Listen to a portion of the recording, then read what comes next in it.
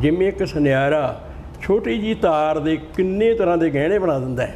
ਜੇ ਇੱਕ ਅਧਿਆਪਕ ਇਹ ਸੋਚੇ ਕਿ ਮੈਂ ਬੱਚੇ ਨੂੰ ਜੋ ਚਾਹਾਂ ਬਣਾ ਸਕਦਾ, ਕਿਸ ਤਰ੍ਹਾਂ ਇੱਕ ਕਿਸਾਨ ਮਿਹਨਤ ਕਰਦਾ ਵਿਚਾਰਾ ਇਮਾਨਦਾਰ ਹੁੰਦਾ, ਮਿਹਨਤ ਦੇ ਨਾਲ ਉਹ 60 ਏਕੜ ਜ਼ਮੀਨ ਵੀ ਬਣਾਉਂਦਾ ਹੈ ਤੇ ਉਹਦੇ ਬੱਚੇ ਹੁੰਦੇ ਨੇ, ਬੱਚਿਆਂ ਨੂੰ ਪਾਲਦਾ ਪੜ੍ਹਾਉਂਦਾ ਹੈ। ਪੂਰਾ ਪੰਜਾਬ ਇਸੇ ਗੱਲ ਤੇ ਗੱਲ ਕਰ ਰਿਹਾ। NRI ਬ੍ਰਾਈਡਸ ਕੈਨੇਡਾ ਦੇ ਵਿੱਚ ਕੁੜੀਆਂ ਚਲੇ ਜਾਂਦੀਆਂ, ਮੁੰਡੇ ਜ਼ਮੀਨ ਗਹਿਣੇ ਰੱਖ ਕੇ ਪੈਸਾ ਭਰਦੇ ਆ, ਕੁੜੀ ਐਲਸ ਕਰਦੀ ਚਲੀ ਜਾਂਦੀ ਹੈ। ਪਰ ਤੁਹਾਡੇ ਨੋਵਲਸ ਤਾਂ ਇਸ ਚੀਜ਼ ਦਾ ਜ਼ਿਕਰ ਬਹੁਤ ਪਹਿਲਾਂ ਹੀ ਹੋ ਚੁੱਕਾ। ਕੋਈ ਇਨਸਾਨ ਬਗੈਰ ਜੁੱਤੀ ਪਾਇਆ ਇੱਕ ਕਦਮ ਨਹੀਂ ਤੁਰ ਸਕਦਾ। ਇਸ ਤਰ੍ਹਾਂ ਔਰਤ ਤੋਂ ਬਿਨਾ ਬੰਦਾ ਇੱਕ ਕਦਮ ਨਹੀਂ ਚੁੱਕ ਸਕਦਾ। ਖੇਤੀ ਖਸਮਾਂ ਸੇਤੀ ਨਹੀਂ ਬਣਦੇ ਬੱਤੀ ਤੋਂ ਤੇ ਸਵਾਰ ਹੋਵੇ ਚੰਗਾ ਘੋੜੀ ਹੜੇ ਕਿਉਂ, ਤਵਾ ਹੋਵੇ ਭਾਰਾ ਰੋਟੀ ਸੜੇ ਕਿਉਂ, ਮੁੰਡਾ ਹੋਵੇ ਚੰਗਾ ਨੂੰ ਸੱਸ ਲੜੇ ਕਿਉਂ। ਕਿਉਂਕਿ ਉਹਨਾਂ ਨੂੰ ਵੋਟ ਦੀ ਇੰਨੀ ਵੈਲਿਊ ਨਹੀਂ ਪਤਾ ਜਿੰਨੀ ਉਹਨਾਂ ਨੂੰ ਲੂਣ ਦੀ ਪਤਾ। ਐ ਤੁਰੇ ਜਾਂਦੇ ਲੋਕਾਂ ਨੂੰ ਕਹਿੰਦੇ ਭਾਈ ਮੈਂ ਵੋਟਾਂ ਦੇ ਵਿੱਚ ਖੜਾ ਹੋ ਗਿਆ, ਤੁਸੀਂ ਮੈਨੂੰ ਵੋਟ ਪਾਉਣੀ ਆ। ਨਾ ਕਿਤੇ ਐ ਟੈਂਟ ਲੱਗਦੇ, ਨਾ ਸ਼ਰਾਬਾਂ ਪਿਆਈਆਂ ਜਾਂਦੀਆਂ।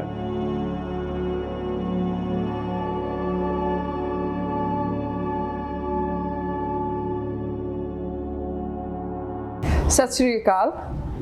ਅੱਜ ਸਾਡੇ ਨਾਲ ਮੌਜੂਦ ਹੈ ਅਹਿਸਾਸ ਨੋਵਲ ਦੇ ਰਾਈਟਰ, ਪੰਜਾਬ ਦੇ state award winner, deputy director ਦੀ ਪੋਸਟ ਤੋਂ ਰਿਟਾਇਰਡ ਦਰਸ਼ਨ ਸਿੰਘ ਧਾਲੀਵਾਲ ਜੀ।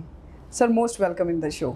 Thank you. ਤੁਸੀਂ ਪੰਜਾਬ ਸਕੂਲ ਐਜੂਕੇਸ਼ਨ ਡਿਪਾਰਟਮੈਂਟ 'ਚ 37 ਸਾਲ ਆਪਣੀਆਂ ਸੇਵਾਵਾਂ ਦਿੱਤੀਆਂ ਜੀ। ਤੁਸੀਂ ਇੱਕ ਅਧਿਆਪਕ ਤੋਂ ਸ਼ੁਰੂ ਕੀਤਾ ਜੀ ਐਂਡ ਡਿਪਟੀ ਡਾਇਰੈਕਟਰ ਰਿਟਾਇਰ ਹੋਏ। ਹਾਂਜੀ। ਕਿੱਦਾਂ ਦਾ ਰਿਹਾ ਪੂਰਾ ਐਕਸਪੀਰੀਅੰਸ? ਮੈਡਮ ਮੇਰਾ ਤਾਂ ਬਹੁਤ ਵਧੀਆ ਐਕਸਪੀਰੀਅੰਸ ਰਿਹਾ। ਅਧਿਆਪਕ ਕੌਮ ਦਾ ਸਰਈਆ ਹੁੰਦਾ ਹੈ। ਮੇਰੇ ਦਿਮਾਗ 'ਚ ਇਹ ਹੁੰਦਾ ਸੀ ਬਈ ਜਿਹੜਾ ਅਧਿਆਪਕ ਆਪਣੀ ਇਹ ਸਮਝ ਲਵੇ ਵੀ ਮੈਂ ਕੌਮ ਦਾ ਸਰਈਆ ਹੈ, ਮੈਂ ਇੱਕ ਬੱਚੇ ਨੂੰ ਪੜ੍ਹਾ ਰਿਹਾ, ਜਿਵੇਂ ਇੱਕ ਸੁਨਿਆਰਾ ਛੋਟੀ ਜੀ ਤਾਰ ਦੇ ਕਿੰਨੇ ਤਰ੍ਹਾਂ ਦੇ ਗਹਿਣੇ ਬਣਾ ਦਿੰਦਾ ਹੈ। ਜੇ ਇੱਕ ਅਧਿਆਪਕ ਇਹ ਸੋਚੇ ਕਿ ਮੈਂ ਬੱਚੇ ਨੂੰ ਜੋ ਚਾਹਾਂ ਬਣਾ ਸਕਦਾ, IAS PCS medical engineer doctor ਜੋ ਵੀ ਮੈਂ ਚਾਹਾਂ ਬਣਾ ਸਕਦਾ, ਉਹ ਆਪਦੀ ਮਿਹਨਤ ਕਰੇ।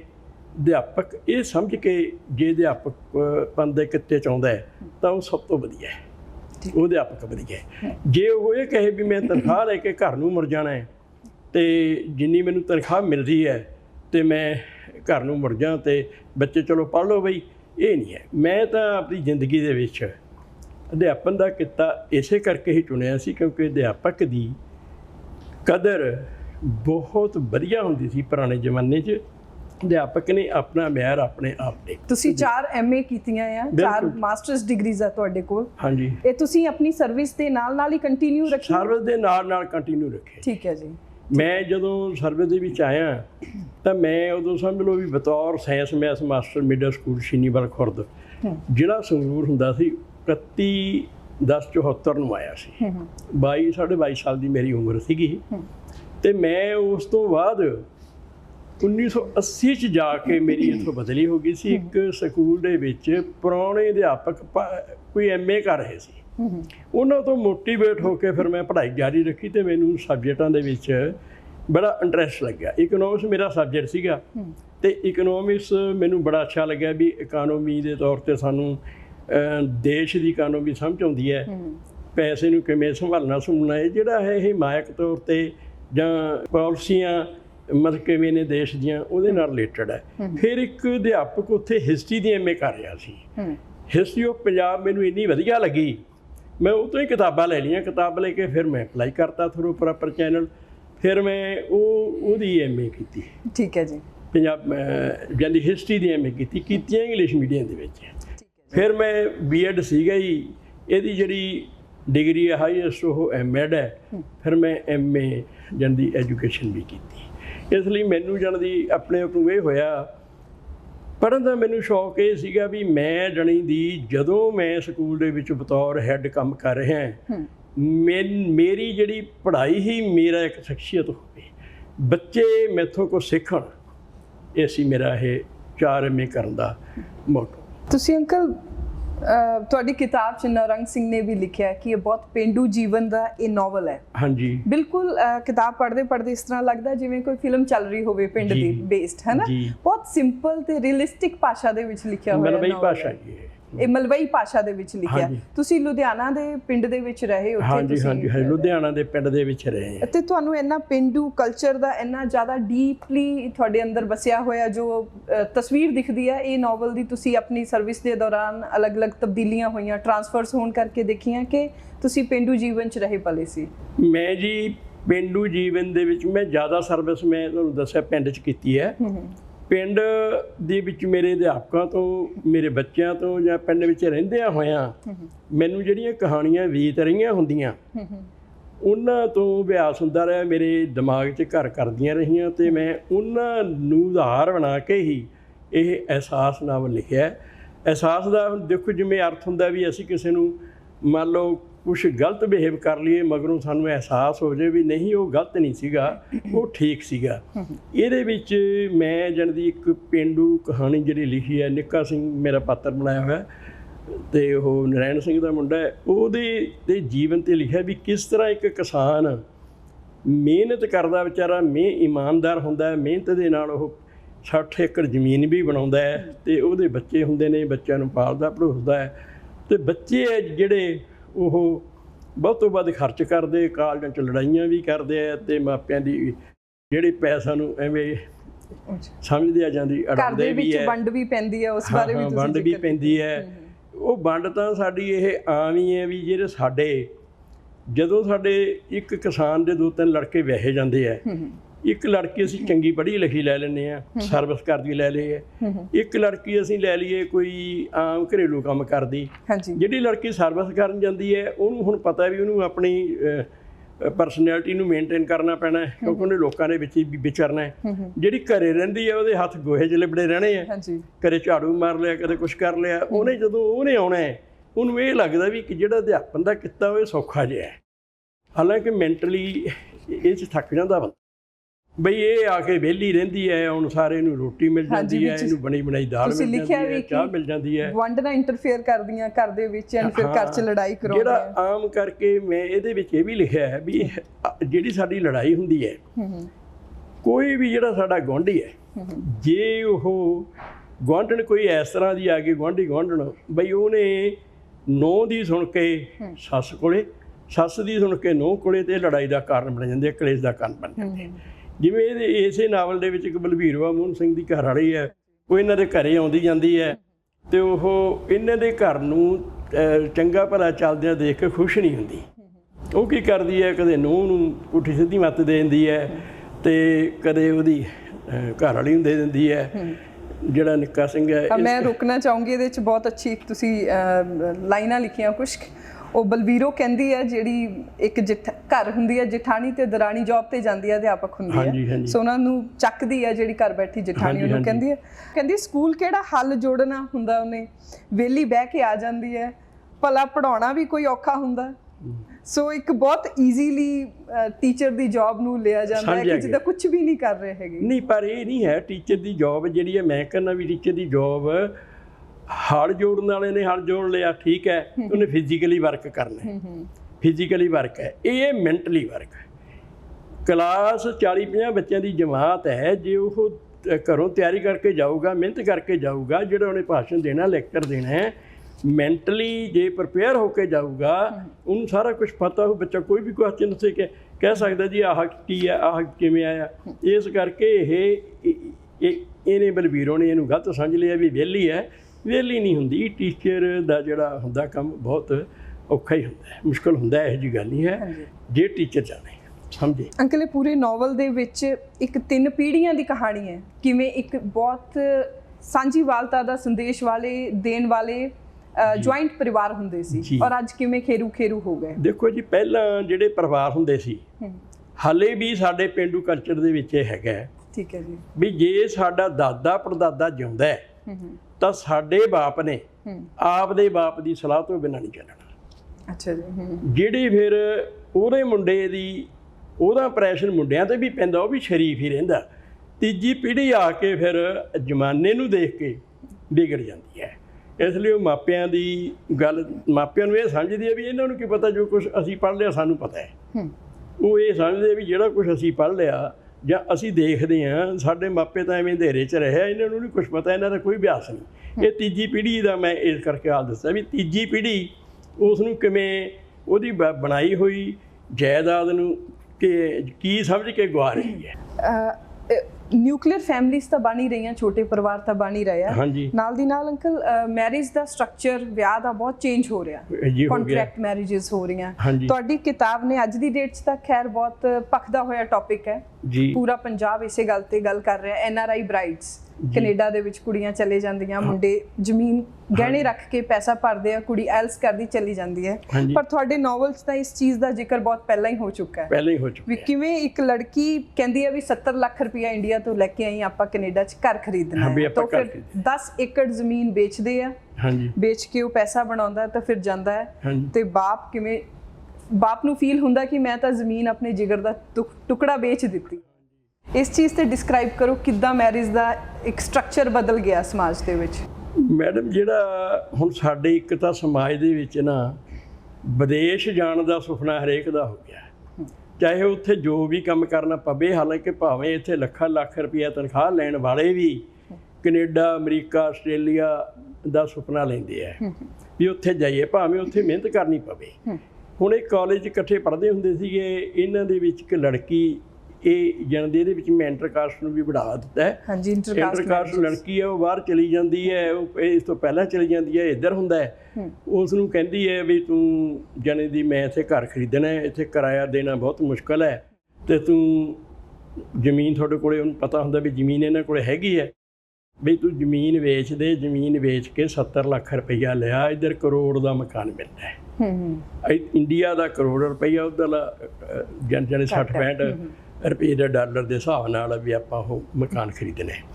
ਹੁਣ ਜਦੋਂ ਉਹ ਬੰਦੇ ਦਾ ਜਿਹਨੇ ਜ਼ਮੀਨ ਬੜੀ ਮੁਸ਼ਕਿਲ ਨਾਲ ਬਣਾਈ ਹੁੰਦੀ ਹੈ, ਜਿਹਨੇ ਬੋਝ ਕੇ ਕਦਮ ਚੱਕਿਆ ਹੁੰਦਾ ਅਤੇ ਪੈਸਾ ਬਚਾਇਆ ਹੁੰਦਾ, ਉਹਨੂੰ ਦੁੱਖ ਤਾਂ ਹੋਣਾ ਹੀ ਹੋਣਾ।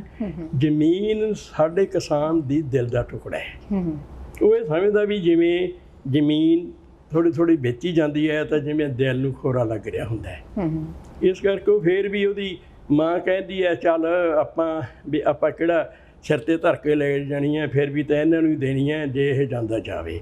ਉਹ ਫਿਰ ਆਪ ਸਿੱਧਾ ਤਾਂ ਮੁੰਡਾ ਕਹਿੰਦਾ ਨਹੀਂ, ਆਪਦੀ ਭੈਣ ਭਣੋਈਏ ਰਾਹੀਂ ਕਹਿੰਦੇ ਆ, ਰਿਸ਼ਤੇਦਾਰਾਂ ਤੋਂ ਪ੍ਰੈਸ਼ਰ ਬਣਵਾਉਂਦੇ ਆ। ਹਾਂ, ਰਿਸ਼ਤੇਦਾਰਾਂ ਤੋਂ, ਭੈਣ ਭਣੋਈਏ ਤੋਂ ਉਹ ਪ੍ਰੈਸ਼ਰ ਹੁੰਦਾ ਵੀ ਤੁਸੀਂ ਸਾਡੇ ਬਾਪੂ ਨੂੰ ਕਹੋ ਵੀ ਫਿਰ ਵੀ ਤਾਂ ਮੈਨੂੰ ਹੀ ਦੇਣੀ ਹੈ, ਵੀ ਹੁਣ ਮੈਂ ਜ਼ਮੀਨ ਲੈ ਕੇ ਜਾਊਂਗਾ, ਮੈਂ ਉਹਦੇ ਥੱਲੇ ਤਾਂ ਨਹੀਂ ਲੱਗੂੰਗਾ, ਵੀ ਮੇਰਾ ਵੀ ਹਿੱਸਾ ਵਿੱਚ ਹੋਊਗਾ। ਇਸ ਤਰ੍ਹਾਂ ਇਹ।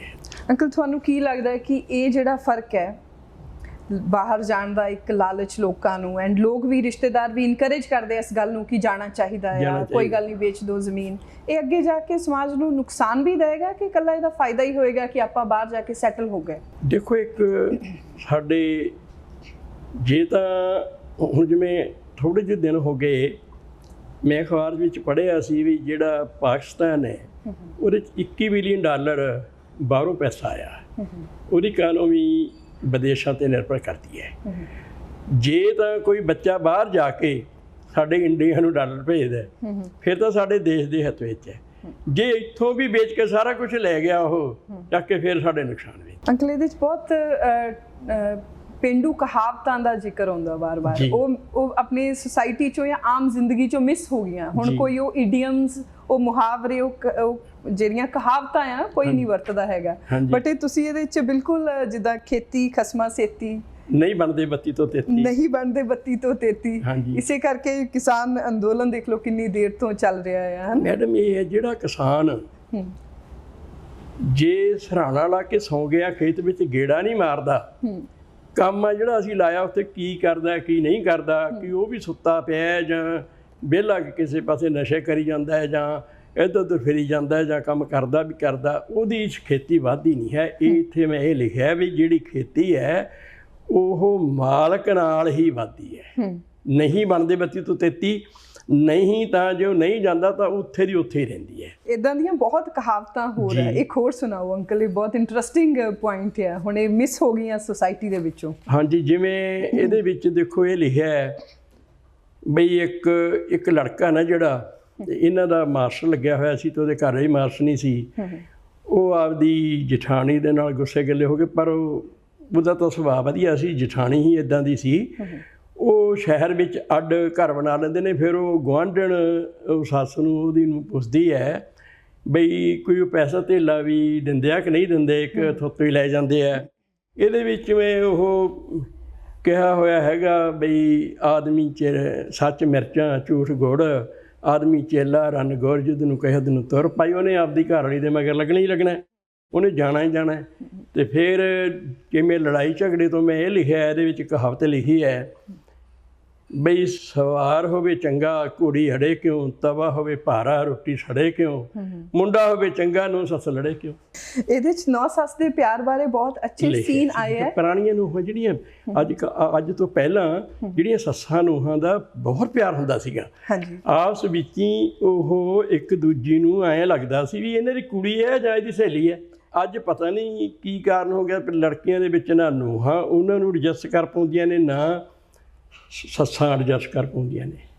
ਮੈਂ ਪਹਿਲੀ ਵਾਰੀ ਇਹ ਲਿਖਿਆ ਹੋਇਆ ਪੜ੍ਹਿਆ ਕਿਤੇ ਵੀ ਨੌ ਸੱਸ ਦਾ ਰਿਸ਼ਤਾ ਤਾਂ ਧੁਰ ਦਰਗਾਹੋਂ ਬਣ ਕੇ ਆਉਂਦਾ ਹੈ। ਬਿਲਕੁਲ ਬਿਲਕੁਲ ਬਿਲਕੁਲ ਕਿ ਮੈਂ ਇਹ ਸਮਝਦਾ ਹਾਂ ਜਿਵੇਂ ਪਰਮਾਤਮਾ ਨੇ ਇੱਕ ਤੌੜੀ ਬਣਾਤੀ, ਉਹਦੇ ਵਿੱਚ ਇੱਕ ਡੀਕਰੀ ਇੱਕ ਜਣ ਦੀ ਹਿੱਸਾ ਇੱਕ ਟੁਕੜਾ ਡਿੱਗ ਕੇ ਬਾਹਰ ਹੋ ਗਿਆ।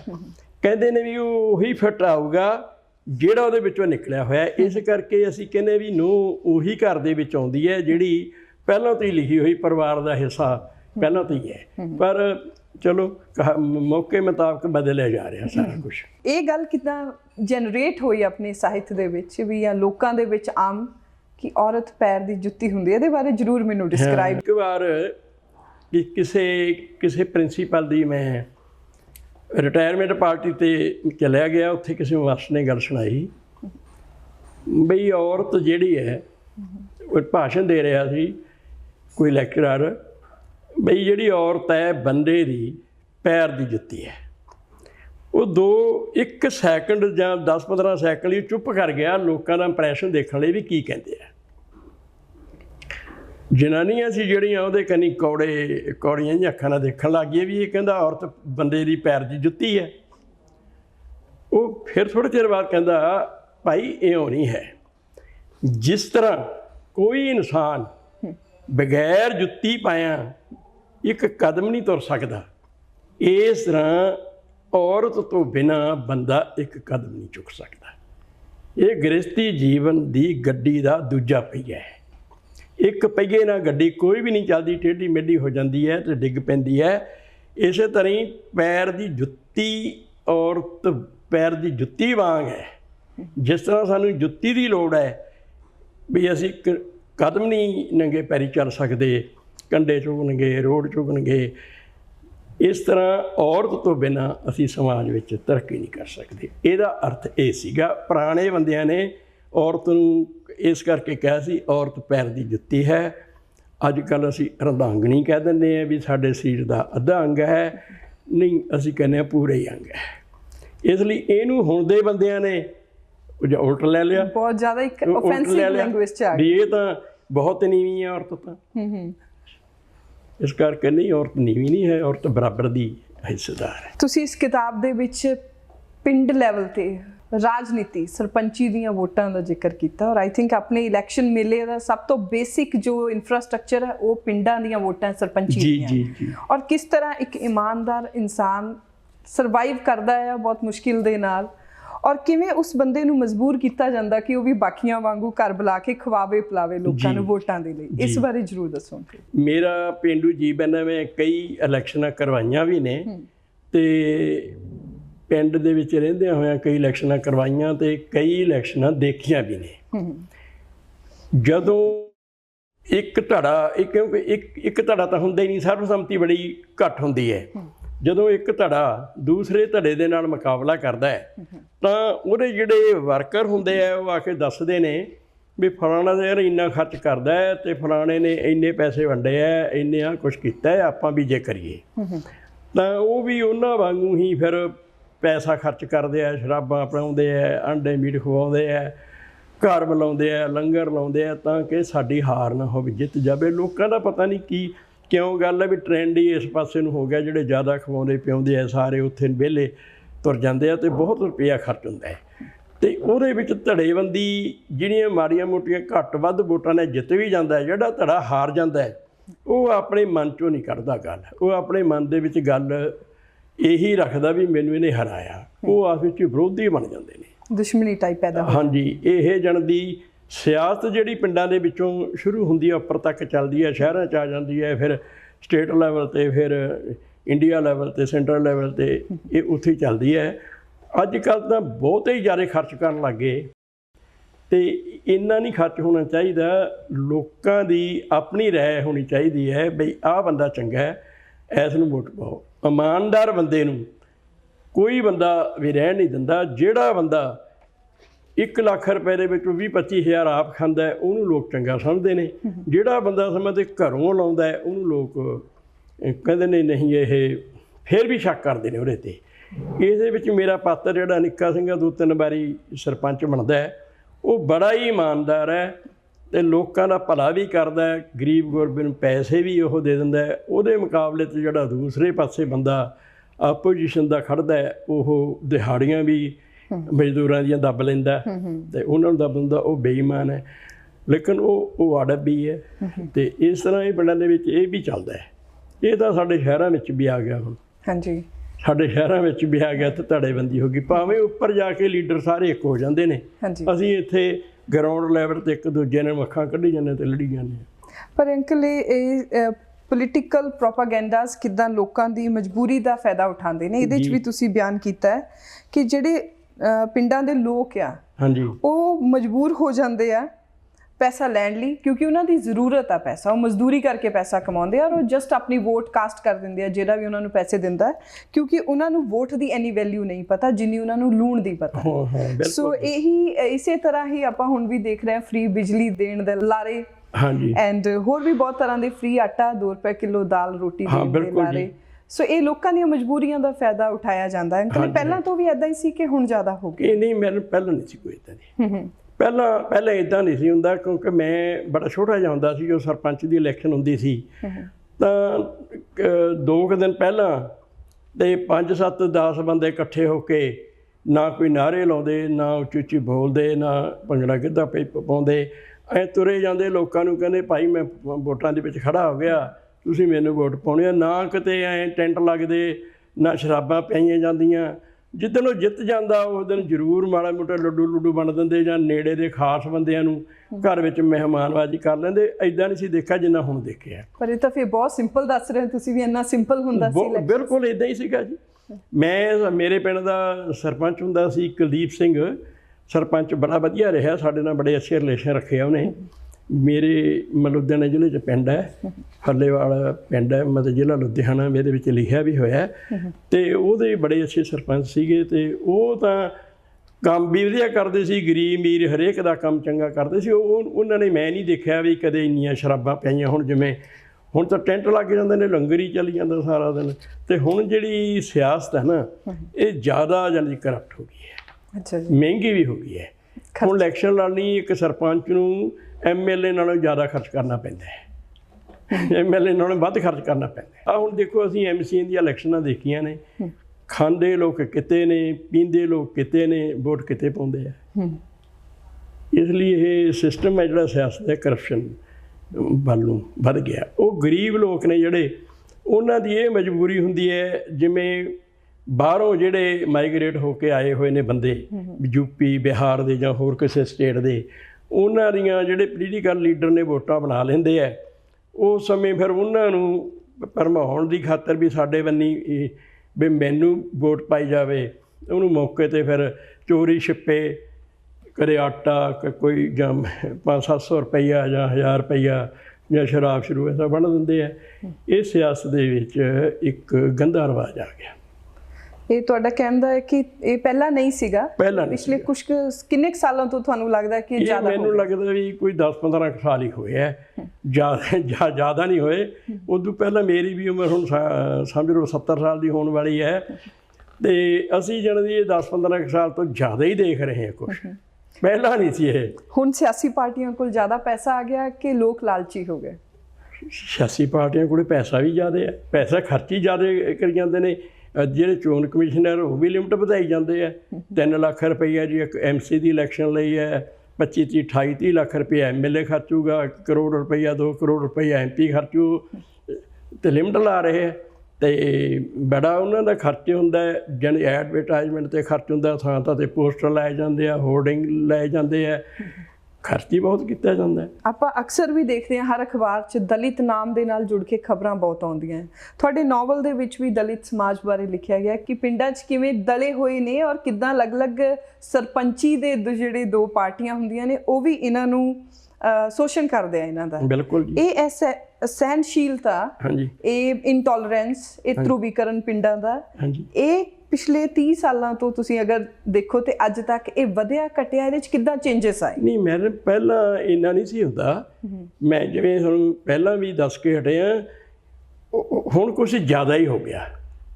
ਹੁਣ ਕੁਛ ਜ਼ਿਆਦਾ ਹੀ ਹੋ ਗਿਆ ਵੀ ਉਹਨਾਂ ਦੀ ਮਜਬੂਰੀ ਹੁੰਦੀ ਹੈ, ਗਰੀਬੀ ਹੁੰਦੀ ਹੈ। ਤੇਰਾ ਪੈਸਾ ਮਾਫ ਕਰ ਦਿਆਂਗੇ, ਉਹ ਤੈਨੂੰ ਤਾਂ ਇੰਨੇ ਪੈਸੇ ਦੇਣੇ, ਤੈਨੂੰ ਛੱਡ ਦਿਆਂਗੇ, ਉਹ ਵੋਟਾਂ ਪਾ ਦਿਆਂਗੇ।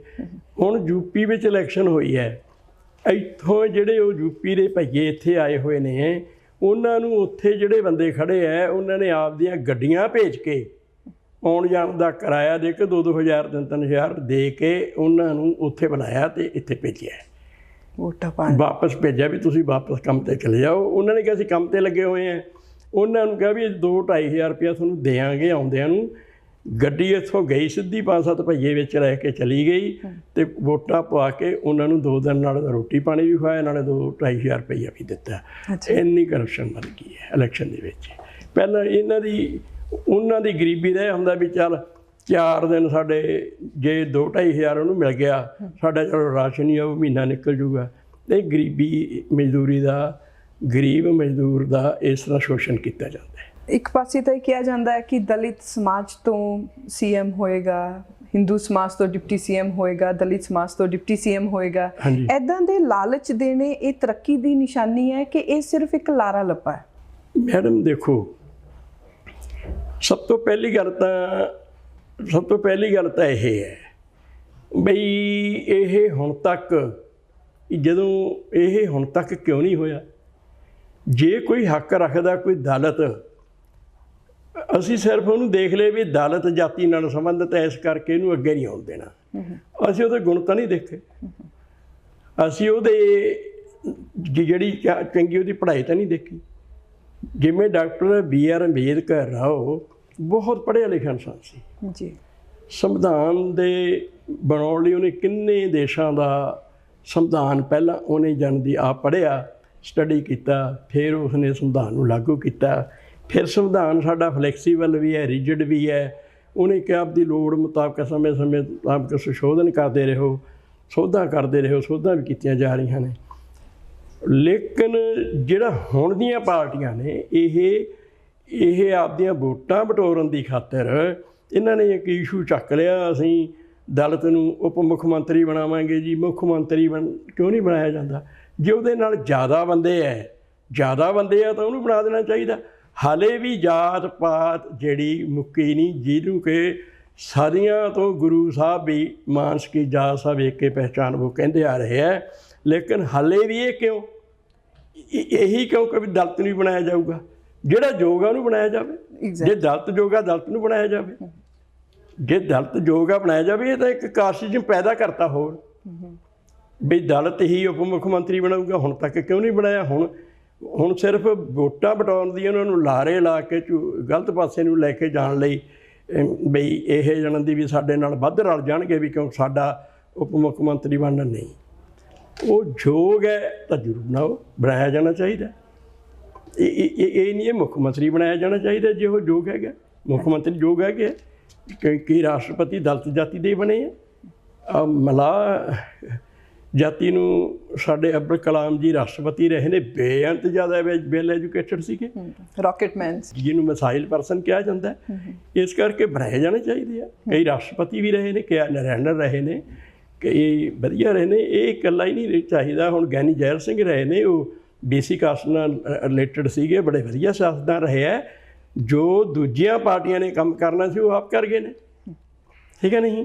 ਇਹ ਨਹੀਂ ਹੈ ਵੀ ਮੈਂ ਤਾਂ ਕਹਿੰਦਾ ਬੰਦੇ ਦੀ ਕੋਈ ਜਾਤ ਨਹੀਂ ਦੇਖਣੀ ਚਾਹੀਦੀ, ਕੋਈ ਰੰਗ ਨਹੀਂ ਦੇਖਣਾ ਚਾਹੀਦਾ, ਕੋਈ ਕੱਦ ਨਹੀਂ ਚਾਹੀਦਾ, ਉਹਦੇ ਗੁਣ ਦੇਖਣੇ ਚਾਹੀਦੇ ਹੈ ਔਰ ਉਹਦੇ ਕੰਮ ਦੇਖਣੇ ਚਾਹੀਦੇ ਵੀ ਕੀ ਇਹ ਕੰਮ ਹੈ ਚੰਗਾ ਹੈ, ਕੀ ਇਹ ਲੋਕਾਂ ਨਾਲ ਪਿਆਰ ਕਰਦਾ, ਕੀ ਇਹ ਜੇ ਇਹ ਅਹੁਦਾ ਦੇ ਦਈਏ ਤਾਂ ਯੋਗ ਹੋਏਗਾ। ਕਿ ਨਹੀਂ ਹੋਊਗਾ। ਇਹ ਦੇਖਣਾ ਚਾਹੀਦਾ, ਨਾ ਕਿ ਇਹ ਦੇਖਣਾ ਚਾਹੀਦਾ ਇਹ ਫਲਾਣਾ ਜੀ, ਫਲਾਣਾ ਜੀ, ਫਲਾਣਾ ਜੀ, ਫਲਾਣਾ ਜੀ। ਨਾ ਰੰਗ, ਨਾ ਰੂਪ, ਨਾ ਕੱਦ, ਨਾ ਜਾਤ ਪਾਤ, ਇਹ ਨਹੀਂ ਚੀਜ਼ ਦੇਖਣੀ ਚਾਹੀਦੀ। ਉਹਦੇ ਵਿਚਲਾ ਗੁਣ ਦੇਖੋ, ਉਹਦੇ ਕੰਮ ਦੀ ਭਾਵਨਾ ਦੇਖੋ ਵੀ ਉਹ ਕਿੰਨਾ ਕੰਮ ਕਰ ਸਕਦਾ ਹੈ। ਮੈਂ ਤਾਂ ਇਹਦੇ ਹੱਕ 'ਚ।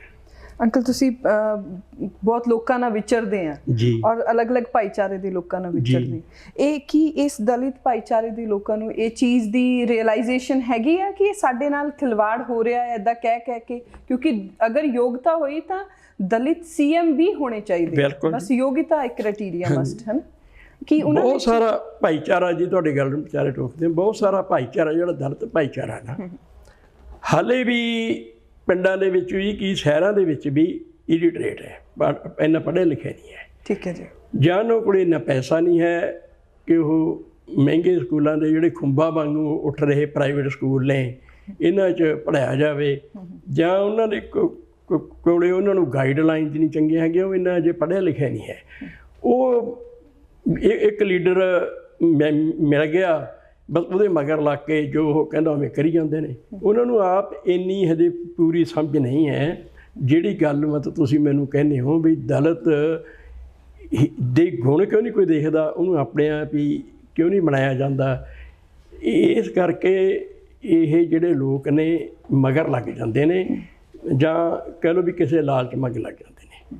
ਜਿਹੜੀ ਹਾਇਰ ਚੰਗੇ ਤਕੜੇ ਅਮੀਰ ਨੇ, ਹੁਣ ਦੇਖੋ ਸਾਡੀ ਜਿਹੜੀ ਸਿਆਸਤ ਹੈ ਹਾਲੇ ਤੱਕ ਅਮੀਰਾਂ ਦੇ ਹੱਥ 'ਚ ਰਹੀ। ਅਮੀਰ ਹੀ ਸਾਡੇ ਤਕੜੇ ਲੀਡਰ ਬਣਦੇ ਰਹੇ ਹੈ। ਕਰੋੜਾਂ ਰੁਪਏ ਖਰਚ ਕੇ ਕੋਈ ਇੱਕ MLA ਜਾਂ MP ਬਣਦਾ ਹੈ, ਅਤੇ ਉਹ ਕਰੋੜਾਂ ਰੁਪਏ ਬਣਾਉਂਦਾ ਵੀ ਹੈ, ਪਤਾ ਨਹੀਂ ਵਿੰਗੇ ਟੇਢੇ ਢੰਗ ਨਾਲ ਬਣਾਉਂਦਾ ਜਾਂ ਕਿਵੇਂ ਬਣਾਉਂਦਾ ਹੈ। ਅਤੇ ਉਹ ਦਲਿਤ ਸਮਾਜ ਦੇ ਦਿਮਾਗ 'ਚ ਇਹ ਹੈ ਵੀ ਇੰਨੇ ਪੈਸੇ ਖਰਚੂਗਾ ਕਿਹੜਾ।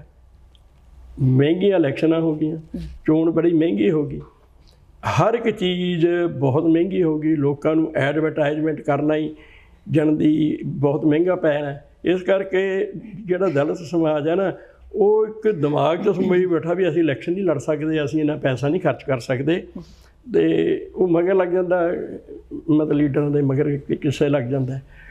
ਚਾਹੀਦਾ ਤਾਂ ਇਹ ਹੁੰਦਾ ਬਈ ਚੋਣ ਕਮਿਸ਼ਨ ਇਹ ਪੈਸੇ ਇਲੈਕਸ਼ਨ 'ਤੇ ਹੋਣ ਵਾਲੇ ਖਰਚ ਨੂੰ ਹੋਰ ਵੀ ਘੱਟ ਕਰੇ, ਉਹ ਵਧਾ ਰਿਹਾ, ਹੋਰ ਵੀ ਘੱਟ ਕਰੇ। ਉਹ ਸਿਰਫ ਇੱਕ ਉਹ ਕਹੇ ਵੀ ਸਿੰਪਲ ਪ੍ਰਚਾਰ ਕਰਨਾ, ਕੋਈ ਸਪੀਕਰ ਨਹੀਂ ਲਾਉਣਾ, ਅਤੇ ਕੋਈ ਲੋਕਾਂ ਦੇ ਕੰਨ ਖਾਣ ਨੂੰ ਗਾਣੇ ਵਗੈਰਾ ਚੋਣ ਦੇ ਸੰਬੰਧ ਵਿੱਚ ਨਹੀਂ ਵਜਾਉਣੇ, ਅਤੇ ਬੜੇ ਬੜੇ ਭਾਸ਼ਣ ਨਹੀਂ ਕਰਨੇ। ਲੋਕਾਂ ਨੂੰ ਸ਼ਾਂਤਮਈ ਢੰਗ ਨਾਲ ਕਨਫੈਸ ਕਰਨਾ ਵੀ ਅਸੀਂ ਤੁਹਾਡੇ ਆਹ ਕੰਮ ਕਰਦੇ ਹਾਂ, ਔਰ ਜਿਹੜੇ ਵਾਅਦੇ ਕੀਤੇ ਜਾਣ ਉਹ ਨਿਭਾਏ ਵੀ ਜਾਣ। ਅਸੀਂ ਇਹ ਗੱਲ ਕਹਿੰਦੇ ਵਾਅਦੇ ਹੀ ਉਹਨੇ ਕਰੋ, ਅਤੇ ਫਿਰ ਡਰ ਭੌ ਨਹੀਂ ਰਹਿੰਦਾ। ਕਿਉਂਕਿ ਇੱਥੇ ਇਲੈਕਸ਼ਨ ਹੈ ਜਿਹੜੀ ਪੈਸੇ ਦੇ ਜ਼ੋਰ ਨਾਲ ਪਰ ਲੜੀ ਜਾਂਦੀ ਹੈ, ਹਿੱਕ ਦੇ ਜ਼ੋਰ 'ਤੇ ਲੜੀ ਜਾਂਦੀ ਹੈ, ਬਾਅਦ ਵਿੱਚ ਦੁਸ਼ਮਣੀਆਂ ਵੀ ਬਣ ਜਾਂਦੀਆਂ। ਜਿਹੜਾ ਹਾਰ ਜਾਂਦਾ ਹੈ ਇਸੇ ਕਰਕੇ ਸਿਕਿਉਰਿਟੀ ਵੱਧ ਤੋਂ ਵੱਧ ਦੇਣੀ ਪੈਂਦੀ ਹੈ, ਇੰਨਾ VIP ਕਲਚਰ ਕ੍ਰੀਏਟ ਹੋ ਜਾਂਦਾ। ਹਾਂਜੀ, ਵੀ ਕੋਈ ਜਿਹੜਾ ਹਾਰ ਗਿਆ ਉਹ ਬਦਲਾ ਲਊ ਨੀਤੀ ਨਾਲ ਚੱਲਦਾ। ਹੁਣ ਪਿੰਡਾਂ ਵਿੱਚ ਸਰਪੰਚ ਹਾਰ ਗਿਆ, ਜਿਨ੍ਹਾਂ ਨੇ ਵੋਟਾਂ ਨਹੀਂ ਪਾਈਆਂ ਉਹਨਾਂ ਨਾਲ ਸਰਪੰਚ ਨਾ ਅਸੀਂ ਸਾਲ 2 ਸਾਲ ਤਾਂ ਮਾੜੀ ਅੱਖ ਨਹੀਂ ਦੇਖਦੇ ਬਈ ਇਹਨੇ ਮੈਨੂੰ ਵੋਟਾਂ ਨਹੀਂ ਪਾਈਆਂ, ਦੇਖਾਂਗੇ ਤੈਨੂੰ ਇਹ ਜਦੋਂ ਤੇਰਾ ਕੰਮ ਹੋਊਗਾ। ਇਹ ਭਾਵਨਾ ਹੀ ਨਹੀਂ ਚਾਹੀਦੀ। ਜਦੋਂ ਬੰਦਾ ਜਿੱਤ ਗਿਆ ਉਹ ਸਾਰੇ ਉਸ ਸੰਸਥਾ ਦਾ ਜਿੱਥੋਂ ਉਹ ਬਣਿਆ ਉਹ ਮੈਂਬਰ ਹੈ। ਅੰਕਲ ਮੈਂ ਸੌਰੀ ਤੁਹਾਨੂੰ ਟੋਕ ਰਹੀ ਹਾਂ ਕਿ ਇਹ ਰਾਜਨੀਤੀ ਸਮਾਜ ਸੇਵਾ ਹੈ ਕਿ ਬਿਜ਼ਨਸ ਹੈ? ਦੇਖੋ ਜੀ, ਇਹ ਸਾਰੇ ਲੋਕਾਂ ਦੇ ਵਿੱਚ ਇਹ ਮੈਂ ਨਹੀਂ ਕਹਿ ਸਕਦਾ। ਸਾਰੇ ਲੋਕਾਂ ਲਈ ਇਹ ਸੇਵਾ ਵੀ ਨਹੀਂ, ਬਹੁਤੇ ਲੋਕਾਂ ਲਈ ਇਹ ਬਿਜ਼ਨਸ ਵੀ ਨਹੀਂ। ਜੇ ਕੋਈ ਬਿਜ਼ਨਸ ਕਰਕੇ ਇਹ ਠੀਕ ਹੈ ਤੁਹਾਡੀ ਗੱਲ, ਬਹੁਤੇ ਬਿਜ਼ਨਸ ਕਰਕੇ ਹੀ ਆ ਗਏ ਨੇ। ਹੁਣ ਆਪ ਬਣ ਗਏ, ਪਿਓ ਵੀ ਬਣਿਆ ਸੀ, ਫਿਰ ਮੁੰਡੇ ਮਗਰ ਲਾਤੇ, ਬੱਚੇ ਮਗਰ ਲਾਤੇ, ਪੋਤੇ ਪੜੋਤੀਆਂ ਵੀ ਖੜੇ ਕਰਤੇ, ਕਾਸੇ ਨਾ ਕਾਸੇ ਤੋਂ ਬਿਜ਼ਨਸ ਹੋ ਗਿਆ। ਸਮਾਜ ਸੇਵਾ ਉਹ ਹੈ ਬਈ ਜੇ ਮੈਂ ਯੋਗ ਹੈਗਾ, ਮੇਰੇ 'ਚ ਹਿੰਮਤ ਹੈਗੀ ਹੈ, ਮੈਂ ਲੋਕਾਂ ਦੀ ਸੇਵਾ ਕਰ ਸਕਦਾ, ਕਰੋ। ਜੇ ਨਹੀਂ ਹਿੰਮਤ ਹੈ ਤਾਂ ਐਵੇਂ ਇੱਕ ਜਿਹੜਾ ਬੰਦਾ ਯੋਗ ਹੀ ਨਹੀਂ ਉਹਨੂੰ ਖੜਾ ਕਰਕੇ ਪੈਸੇ ਦੇ ਜ਼ੋਰ ਨਾਲ, ਹਿੱਕ ਦੇ ਜ਼ੋਰ ਨਾਲ, ਆਪਦੇ ਪਰਸਨੈਲਿਟੀ ਦੇ ਜ਼ੋਰ ਨਾਲ ਉਹਨੂੰ ਜਿਤਾ ਦੇਣਾ, ਮੈਂ ਤਾਂ ਇਹਨੂੰ ਚੰਗਾ ਨਹੀਂ ਸਮਝਦਾ। ਕਿਸੇ ਨੂੰ ਹੋਰ ਮੌਕਾ ਦੇ ਦਿਓ।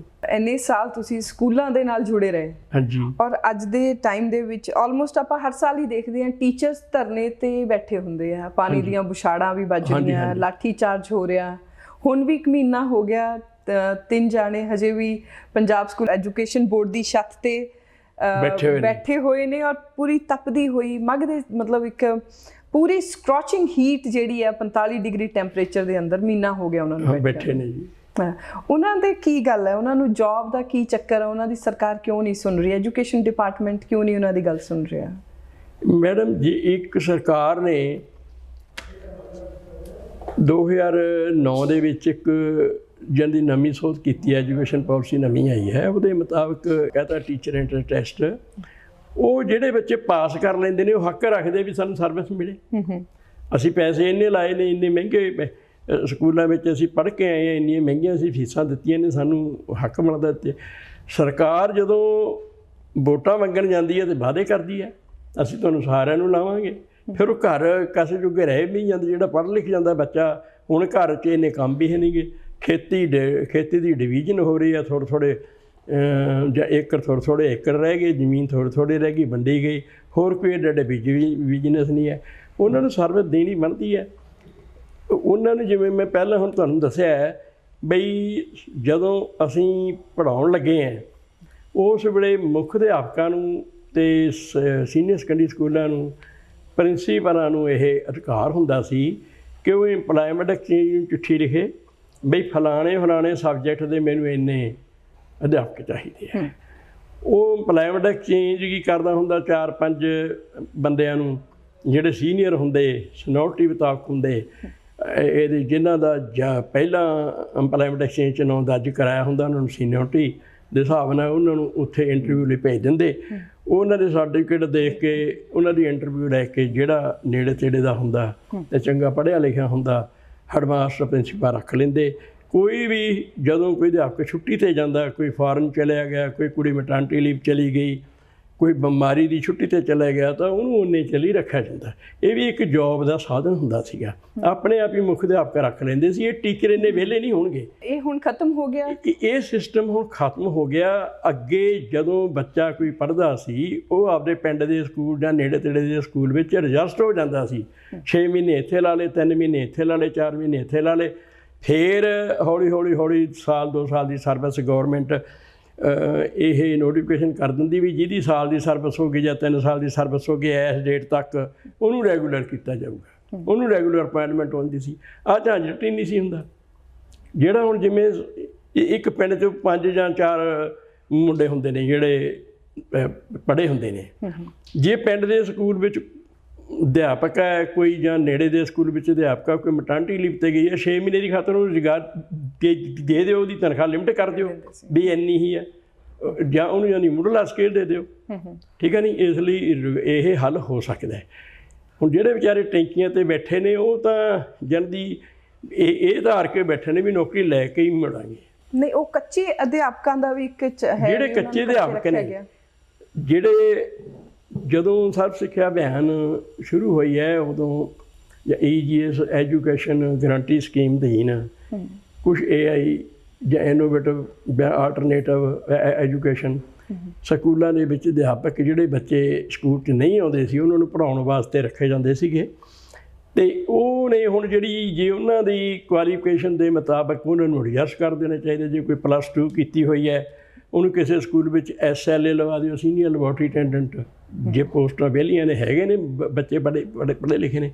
ਜੇ ਕਿਸੇ ਨੇ B.Ed ਕੀਤੀ ਹੋਈ ਹੈ, ਪਹਿਲਾਂ ਦੂਸਰਿਆਂ ਨੂੰ ਨੌਕਰੀ ਦੇਣ ਤੋਂ ਪਹਿਲਾਂ ਉਹਨਾਂ ਨੂੰ ਲਾ ਦਿਓ। ਜੇ ETT ਕੀਤੀ ਹੈ ਤਾਂ ETT ਦੇ ਟੀਚਰ ਬਥੇਰੇ ਨੇ, ਠੀਕ ਹੈ ਨਹੀਂ, ਅਤੇ ਉਹਨਾਂ ਨੂੰ ਲਾ ਦਿਓ। ਸਰਕਾਰ ਦੀ ਜਿੰਨੀਆਂ ਹੀ ਪੋਸਟਾਂ ਵਿਹਲੀਆਂ ਹੁੰਦੀਆਂ ਨੇ ਉਹਨੇ ਤਾਂ ਐਡਜਸਟ ਹੋਣੇ ਚਾਹੀਦੇ ਆ। ਜੇ ਹਰ ਇੱਕ ਨੂੰ ਇਹ ਆਸ ਹੋਵੇ ਵੀ ਮੈਂ ਹੁਣ ਲੱਗ ਜਾਣਾ, ਇੱਕ ਵੇਟਿੰਗ ਲਿਸਟ ਹੀ ਬਣਾ ਦਿਓ। 10,000 ਅਧਿਆਪਕ ਹੈ, ਉਹਦੀ ਇੱਕ ਵੇਟਿੰਗ ਲਿਸਟ ਹੀ ਬਣਾ ਦਿਓ।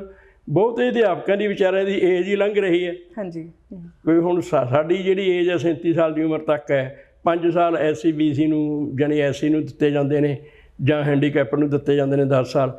ਇਸ ਤਰ੍ਹਾਂ ਯਾਨੀ ਉਹਨਾਂ ਲਈ ਉਹ ਇਸ ਗੱਲ ਤੋਂ ਡਰਦੇ ਰਹਿੰਦੇ ਆ ਵਿਚਾਰੇ, ਵਿੱਚ ਤਾਂ ਓਵਰੇਜ ਹੋਣਾ, ਸਾਨੂੰ ਤਾਂ ਨੌਕਰੀ ਨਹੀਂ ਮਿਲਣੀ, ਸਰਵਿਸ ਨਹੀਂ ਮਿਲਣੀ। ਉਹਨਾਂ ਨੂੰ ਇੱਕ ਵੀ ਇਸ ਤਰੀਕੇ ਨਾਲ ਇੱਕ ਮੈਰਿਟ ਜੀ ਬਣਾ ਦਿਓ, ਅਤੇ ਭਾਵੇਂ ਸਾਰਿਆਂ ਦੀ ਇੰਟਰਵਿਊ ਲੈ ਲਓ, ਉਹਨਾਂ ਦੀ ਵੇਟਿੰਗ ਕਰੋ ਵੀ ਨਾਲ ਦੀ ਨਾਲ ਉਹ ਬੁਲਾਏ ਜਾਣ। ਜਦੋਂ ਕਿਸੇ ਵੀ ਪੋਸਟ ਖਾਲੀ ਹੁੰਦੀ ਆ ਬੁਲਾਏ ਜਾਣ। ਉਹਨਾਂ ਤੇ ਪਾਣੀ ਦੀਆਂ ਬੁਛਾੜਾਂ ਕਰਨੀਆਂ, ਪੁਲਿਸ ਵੱਲੋਂ ਲਾਠੀ ਚਾਰਜ ਕਰਨਾ, ਆਸੂ ਗੈਸ ਦੇ ਗੋਲੇ ਸੁੱਟਣੇ। ਹਾਂਜੀ ਹਾਂਜੀ, ਉਹ ਤਾਂ ਫਿਰ ਇਹ ਹੈ ਜੀ, ਉਹ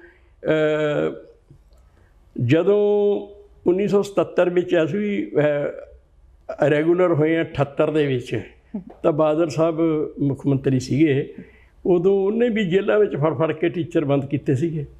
ਅੱਛਾ, ਸ਼ੁਰੂ ਤੋਂ ਹੀ ਹੁੰਦਾ ਆ ਰਿਹਾ ਟੀਚਰਾਂ ਦਾ ਇਹ ਹੁੰਦਾ ਵੀ ਅਸੀਂ ਪ੍ਰੈਸ਼ਰ ਪਾਈਏ ਸਰਕਾਰ ਤੇ, ਇਹ ਜਿਹੜੀਆਂ ਪ੍ਰੈਸ਼ਰ ਪਾਈਏ, ਮੁੱਖ ਮੰਤਰੀ ਦੀ ਰਿਹਾਇਸ਼ ਨੂੰ ਘੇਰੀਏ, ਉਹਦੇ ਕੰਮ 'ਚ ਡਿੱਕਾ ਲਾਈਏ, ਉਹ ਮਜਬੂਰ ਹੋ ਕੇ ਸਾਡੀ ਗੱਲ ਸੁਣੇ ਤੇ ਸਾਨੂੰ ਨੌਕਰੀ 'ਤੇ ਲਾਵੇ। ਉਹਨੂੰ ਫਿਰ ਪੁਲਿਸ ਰੋਕਦੀ ਹੈ ਵਿਛਾੜਾਂ ਨਾਲ ਤੇ ਜਾਂਦੀ ਲਾਠੀ ਚਾਰਜ ਕਰਕੇ। ਜਦੋਂ ਉਹਨੇ ਬੈਰੀਕੇਡ ਲਾਏ ਆ, ਅਸੀਂ ਦਫਾ 44 ਲਾਈ, ਉਹਨੂੰ ਤੋੜਦੇ ਹਾਂ। ਇਹ ਇੱਕ ਸੰਘਰਸ਼ ਹੈ ਵੀ ਅਸੀਂ ਸੰਘਰਸ਼ ਕਰਕੇ ਸਰਕਾਰ ਦੇ ਕੰਨਾਂ ਤੱਕ ਇਹ ਗੱਲ ਪਹੁੰਚਾਈਏ ਵੀ ਸਾਨੂੰ ਨੌਕਰੀ ਦਿਓ, ਸਾਨੂੰ ਨੌਕਰੀ ਦਿਓ, ਸਾਡੀ ਨੌਕਰੀ ਦਿਓ।